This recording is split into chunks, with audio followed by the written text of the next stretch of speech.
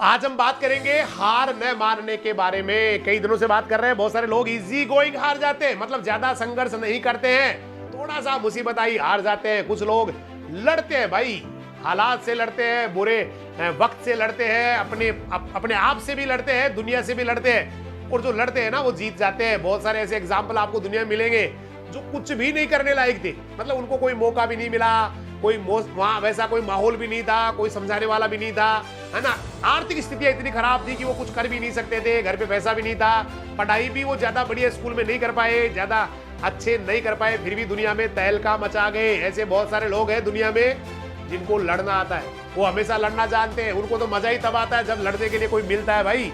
दीवारों के टक्कर मारने लग जाते हैं। मैंने पहले भी कहा था एक बार, कुछ नहीं मिले तो दीवार के टक्कर मारो, मतलब लड़ना उनको मजा आता है। ऐसे इजी गोइंग जीत उनको नहीं चाहिए। इजी गोइंग जो है ना मजा उनको, मतलब इजी गोइंग कुछ भी नहीं चाहिए। संघर्ष होना चाहिए ना भाई, जिंदगी में संघर्ष होना चाहिए। संघर्ष करने के बाद जो मिलता है उसका तो मजा ही कुछ और है दोस्तों।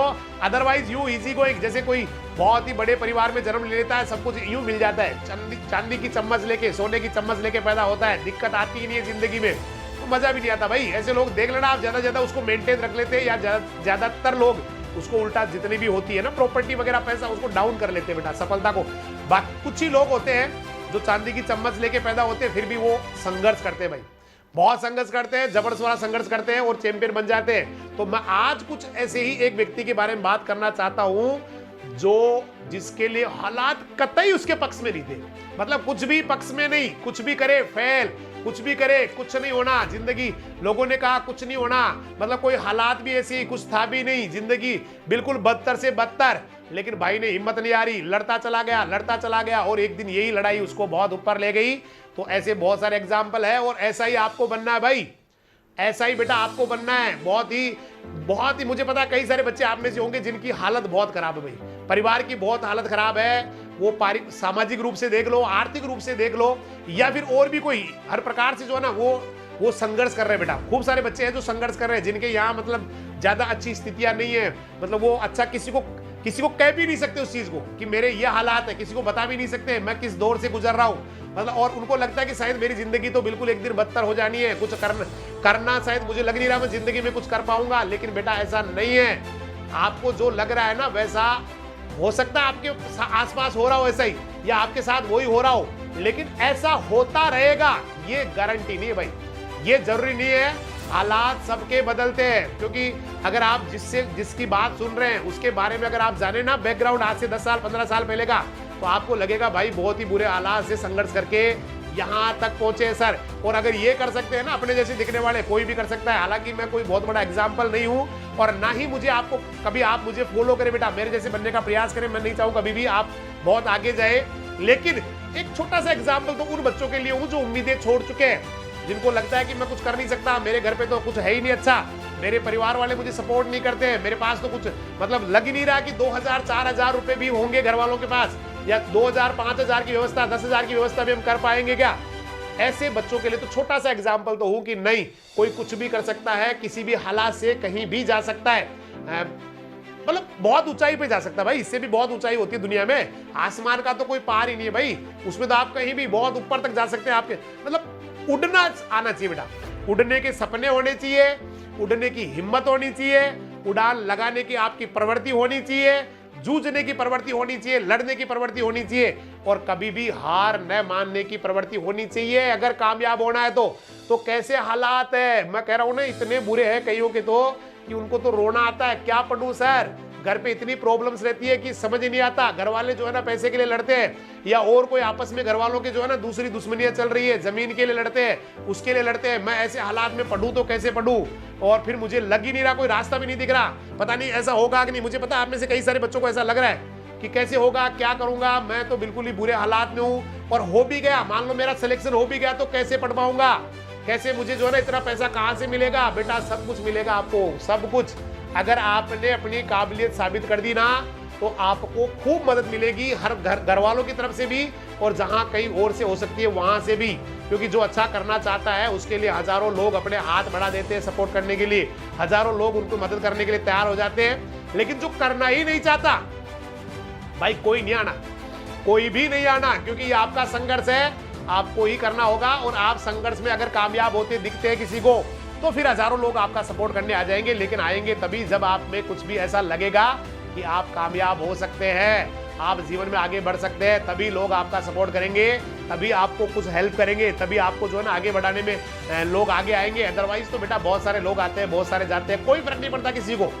आपके अलावा आपके द्वारा किए जाने वाले कार्य का कोई किसी पे फर्क नहीं पड़ना भाई, किसी पे फर्क नहीं पड़ना बेटा। आपके अलावा आपके द्वारा किए जाने वाले प्रयास, आपके द्वारा रखी जाने वाली हिम्मत, सक्सेस पर चलने का आपका जुनून केवल आपको ही प्रभावित करेगा, आपको ही आगे बढ़ाएगा, आपको ही रोकेगा। इसलिए हालात से समझौता नहीं करना भाई। बहुत सारे ऐसे हजारों लोग हैं जो कभी हारते ही नहीं भाई, कभी हारते ही नहीं, उनके तो कुछ था ही नहीं। हमारे तो कम से कम भैया थोड़ा सा तो है, कम से कम पढ़ तो लेते हैं, किसी हॉस्टल में भी कभी घर वाले रखने की हिम्मत रखते हैं, थोड़ा जो है ना हमें अच्छे कपड़े पहनने को देते हैं, स्कूल वगैरह भी बढ़िया में डाल देते हैं। तो इतना हमारे तो कम से कम इतना तो है ना भाई। दुनिया में तो ऐसे बहुत सारे लोग हैं जिनके पास पहनने के लिए कपड़े भी नहीं थे, बेचारों के पास जूते भी नहीं थे, लाइट भी नहीं थी, घर भी नहीं था, कहाँ पढ़ते, फिर भी भाई वो गजब कर गए, जबरदस्त कर गए, तूफान मचा गए। और ऐसे ही एक व्यक्ति के बारे में बात करूंगा जो आज दुनिया में बहुत बड़े मुकाम पे, और मैं बात करूंगा एक व्यक्ति है चाइना का जिसका नाम है Jack Ma. Not my mother and your mother, this is not a ma for mother, that's name Jack Ma. Jack Ma एक व्यक्ति हुए, एक बच्चे हुए जो चीन के एक छोटे से गांव के रहने वाले थे। चाइना के छोटे से गांव के रहने वाले जैक मा एक इंसान थे जिनकी आर्थिक स्थिति इतनी बुरी थी कि भैया फीस जमा कराने वालों के लिए घर वालों के पास पैसा भी नहीं था, फीस कहां से जमा कराए, कुछ था ही नहीं। और जैक मा को ये बात बहुत पहले समझ में आ गई, उनको दिमाग में आ भी गया था नहीं है मेरे पास। तो बहुत ही बुरे हालात को उन्होंने उस समय भी जान लिया था कि भाई साहब कुछ हो नहीं सकता मेरी जिंदगी में, मैं कुछ कर ही नहीं सकता। और 13 साल की उम्र में उस बच्चे को पता नहीं क्या ललक लगी कि मुझे अंग्रेजी सीखनी है, उनको शौक लग गया अंग्रेजी सीखने का। लेकिन अंग्रेजी स्कूल में पढ़ने के लिए, एडमिशन लेने के लिए उनके पास फीस थी नहीं। उनकी बहुत इच्छा थी कि मैं अंग्रेजी स्कूल में पढ़ लूं, लेकिन अंग्रेजी स्कूल में पढ़ कहां से ले भाई, अंग्रेजी स्कूल के लिए फीस भी तो होना चाहिए। और उनको अंग्रेजी सीखनी थी, दिमाग में बैठ गया था अंग्रेजी सीखनी है, हर हालात में सीखनी है। तो बंदे ने हार नहीं मानी और अंग्रेजी सीखने के लिए वो टूरिस्ट गाइड बन गए। टूरिस्ट गाइड जानते होंगे, जो बाहर से घूमने वाले आते हैं उनको ले जाने वाले, उनको बताने वाले। तो कोई भी चाइना में जो लोग बाहर से आते थे उनसे सिर्फ अंग्रेजी सीखने के लिए वो टूरिस्ट गाइड बन गए, लोगों को घुमाने लग गए, टहलाने लग गए, और वहां पर बाहर से आए हुए लोगों को चीन घुमाते और साथ साथ में अंग्रेजी बोलने का प्रयास भी करते, इंग्लिश बोलने का प्रयास करते। लेकिन भाई साहब कितना सीखे आदमी, और पढ़ाई लिखाई में तो भाई साहब इतने टॉप थे, इतने इंटेलिजेंट थे, इतने सुपर इंटेलिजेंट थे कि दूसरी में 3 बार फेल हो गए और 8वीं में 4 बार फेल हो गए। मतलब इंटेलिजेंट भी सुपर इंटेलिजेंट, पढ़ाई में 2 मतलब एक सुपर क्लास स्टूडेंट, दूसरी में 3 बार फेल, 8वीं में 4 बार फेल। लेकिन करना क्या है, अंग्रेजी सीखनी है भाई को, तो अंग्रेजी सीखनी है। तो ये इतने बुरे हालात में होने के बावजूद भी अंग्रेजी सीखनी है भाई को, तो इतने फेलियर मिलने के बाद भी अंग्रेजी सीखनी है।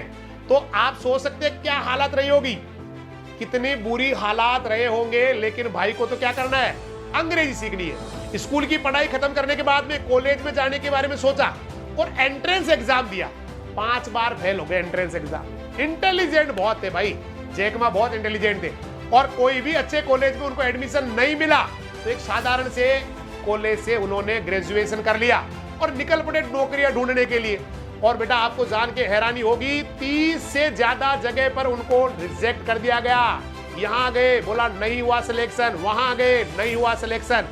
और इसी समय KFC, जिसके बारे में हमने एक बार बात की थी, Kentucky Fried Chicken Colonel Sanders के बारे में बात की थी, वो KFC चीन आया था, मतलब उसका रेस्टोरेंट चीन में खुल रहे थे और वहां पर इंटरव्यू चल रहे थे। तो 24 लोग इंटरव्यू देने गए थे, 24 जो पीपल्स थे वो इंटरव्यू देने गए थे, उनमें से 23 लोगों का सिलेक्शन हो गया और ये एक आदमी का नहीं हुआ, और वो जैक मा ही थे। आप देख लीजिए कितने बुरे हालात है, 30 जगह पर रिजेक्ट हो गए, है ना। और KFC का इंटरव्यू देने के 24 लोग आए, 23 का सिलेक्शन हो गया, भाई रह गया।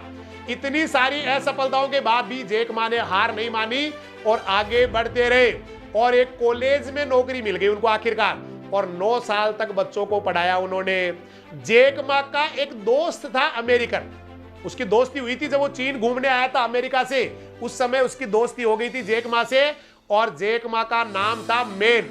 उसका जैक मा पहले नाम नहीं था, पहले मेन नाम था और बोलने में बड़ी दिक्कत आती, मेन इस तरह से, मेन MAYN इस तरह से नाम था, तो वो बोलने में बड़ी दिक्कत आती थी। तो जो अमेरिकन फ्रेंड था उसने इसका नाम रख दिया था जैक और आगे मैन से मा हो गया था जैक मा। एक बार जैक मा अपने अमेरिकी दोस्त के साथ अमेरिका चला गया और वहां जाने के बाद उसने पहली बार इंटरनेट इस्तेमाल किया, फर्स्ट टाइम ही यूज्ड इंटरनेट, फर्स्ट टाइम। इससे पहले जिंदगी में इंटरनेट का नाम ही नहीं सुना, जानते ही नहीं थे। और वो इंटरनेट पे चीन के बारे में कुछ खोज करने लगे, भाई चीन के बारे में क्या क्या है। तो उनको जब देखा ना इंटरनेट पे तो पता लगा चीन के बारे में तो कुछ था ही नहीं उसके अंदर। तो उसने कहा मैं एक ऐसी वेबसाइट बनाऊंगा जिसके बारे में चीन, मतलब जिसके अंदर चीन के बारे में सब कुछ मिल जाए। और लेकिन वहां उन्होंने शुरू करने की कोशिश की, लेकिन फंड नहीं मिला, पैसा नहीं मिला, फेल हो गए, इंटरनेट पर वो वेबसाइट नहीं बना पाए। लेकिन इंटरनेट का जो दौर बढ़ रहा था तो उन्होंने अमेरिका में जाके और वहां पर ई कॉमर्स बिजनेस एक आइडिया लेकर आए। अमेरिका गए, वहां से ई कॉमर्स बिजनेस का आइडिया लेके आए और अपने घर वालों से आके कहा भाइयों दोस्तों आ जाओ, अब मैं ना बहुत अच्छा कोई काम करने वाला हूँ, ई कॉमर्स का काम करने वाला हूँ।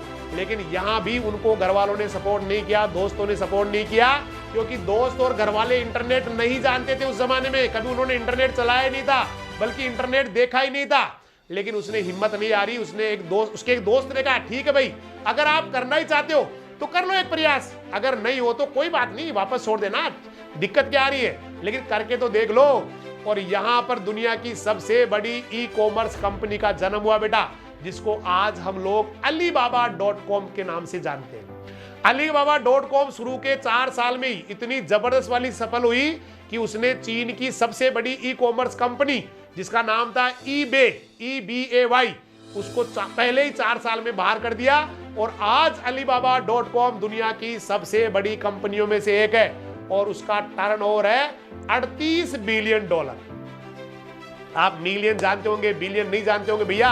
$38 बिलियन, जिसकी जिंदगी फेलियर के ही नाम रही, हमेशा फेल फेल फेल, दूसरी में 3 बार फेल, 8वीं में 4 बार फेल, है ना, 5 बार कोई इंटरव्यू में गए वहां पर फेल, है ना। और आज उसकी कंपनी भैया वर्ल्ड की toppest, one of the toppest e commerce company है, जिसको Alibaba.com के नाम से जानते हैं, जिसको 30 कंपनियों ने रिजेक्ट कर दिया। KFC में जिसका सिलेक्शन नहीं हुआ, दूसरी में 3 बार फेल, 8वीं में 4 बार फेल, 5 बार एंट्रेंस एग्जाम में फेल, वो आदमी आज दुनिया की सबसे बड़ी कंपनी चला रहा है, ई कॉमर्स कंपनी Alibaba.com। इसका मतलब सफलता असफलता का आदमी के, है ना, IQ लेवल से, आदमी की स्टडी से, आदमी का आज तक का जो बैकग्राउंड है, उससे कोई फर्क नहीं पड़ना। फर्क पड़ना है कि आप कितने पागल है अपने काम को लेके, किस तरह से है। जैसे आपने कहा ना, एक कविता सुनी होगी हरिवंश राय बच्चन की, असफलता एक चुनौती है, इसे स्वीकार करो,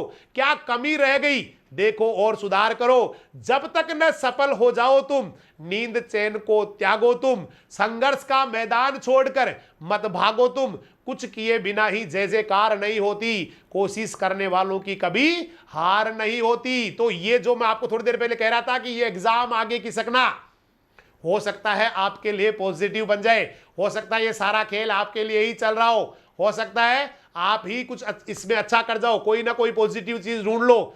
तो भैया सब कुछ आपके अंदर है, बस हमें कोई नहीं फर्क पड़ना ना। आप इस कहानी से क्या सीख रहे हैं, कोई आदमी इतनी बार फेल हो जाए, आप तो इतनी बार नहीं, अभी 1 या 2 बार ही फेल नहीं होंगे लाइफ में भाई, यहाँ तो फेल के नाइन लगी हुई है। इतनी बार फेल होने के बाद भी कोई आदमी हार नहीं मान रहा है, तो कितनी बार भी हम फेल हो जाए, हमें हार नहीं माननी। बस ये मान लीजिए कोई बड़ी सफलता आपका इंतजार कर रही है, जैसा जैक मा के साथ हुआ। उन्होंने न जाने कितनी बार गेंद को मिस किया, मतलब न जाने कितनी बार बॉल्ड हो गए, लेकिन उन्होंने फिर शानदार वाला स्ट्रोक मारा कि पूरी दुनिया ही देखती रह गई और वो बन गए वर्ल्ड के चैंपियन में से एक। भाई साहब बहुत बड़ी एक सीख है आपके लिए। हम लोग ना जल्दी हार जाते हैं, हम लोग, मैंने कई सारे लोगों की कहानियां सुनाई, आपको अब्राहम लिंकन की सुनाई है, फेल फेल फेल, और वही आदमी 52 ईयर्स ओल्ड जब होता है, 52 साल का, तो अमेरिका का राष्ट्रपति बन जाता है। ऐसे हजारों लोग हैं, लेकिन वो हारते नहीं है ना। हम लोग क्या करते हैं, बहुत जल्दी सरेंडर कर देते हैं, हम तो बस भाई थोड़ी सी हुई हटा भाई, थोड़ा सा हुआ हटा भाई, नहीं हो पाएगा, तो हम गलतियां कर देते हैं। कुछ लोग बिल्कुल भी नहीं हारते हैं, कुछ लोग लड़ते हैं, जूझते हैं, और आपको भी ऐसा ही बनना है। मेरा जो ये उद्देश्य है इस प्रोग्राम का, स्पेशली लास्ट का जो 20 मिनट या आधा घंटा होता है, वो एक ही है कि आपके अंदर ऐसा जुनून भर जाए आपके अंदर, ऐसा पागलपन आ जाए, और आता है भाई, आएगा। हो सकता है अभी आपके साथ हो रहा होगा कि आप सुनते हैं फिर भूल जाते हैं, सुनते हैं फिर भूल जाते हैं। अभी आपके अंदर दिमाग में कुछ चल रहा है, अच्छा कर जाऊंगा, फिर थोड़ी देर बाद में, लेकिन लगातार अगर आप इस चीज को सुनते ही जाएंगे लगातार, और तो एक दिन बेटा आपके दिमाग में जरूर सेट हो जाएगा और आप जिंदगी में कामयाब हो जाएंगे, अच्छा कर जाएंगे, गजब कर जाएंगे। और आपकी कामयाबी के लिए मैं ईश्वर से भी प्रार्थना करता हूं कि आप जितना मेहनत कर रहे हैं ना भैया, उतनी ही आपको जो है ना भगवान सफलता दे, उसमें कहीं कमी न रखे। परम पिता से यही प्रार्थना करता हूं, और मुझे लगता है आप अच्छा करने के लिए धरती के ऊपर आए, अच्छा ही करके जाएंगे, तूफान बचा के जाएंगे, तूफान बचाने आए हैं। और आपके लिए बहुत सारी शुभकामनाएं, जीवन में आगे बढ़ते रहे, अच्छे करते रहे, तूफान बचाते रहे, क्योंकि आने वाला टाइम केवल और केवल आपका है। आज हो सकता है टेंशन हो रही होगी, आज हो सकता है आप हालात से लड़ रहे होंगे, लेकिन बेटा चैंपियन आप ही आने वाले समय के, आने वाले टाइम के महायोद्धा आप ही है। ये धरती आपका इंतजार कर रही है, ये पूरा संसार बेटा वेट कर रहा है आपके अच्छा करने का। पूरा आने वाले आपकी जो पीढ़ियां है, पूरी देश दुनिया है, वो आपके अच्छे करने का इंतजार कर रही है, आपका वेट कर रही है, आपके लिए पलके बिछा के बैठी है। तो बेटा आगे बढ़ते रहो, अच्छा करते रहो, जबरदस्त करते रहो। कल फिर मिलने वाले हैं, तब तक के लिए सभी को नमस्कार, जय हिंद, जय राजधानी, सत श्री अकाल, सब्बा खेर, वाहे गुरु दी फतेह, खुदा हाफिज, अल्लाह हाफिज, राम राम साहब।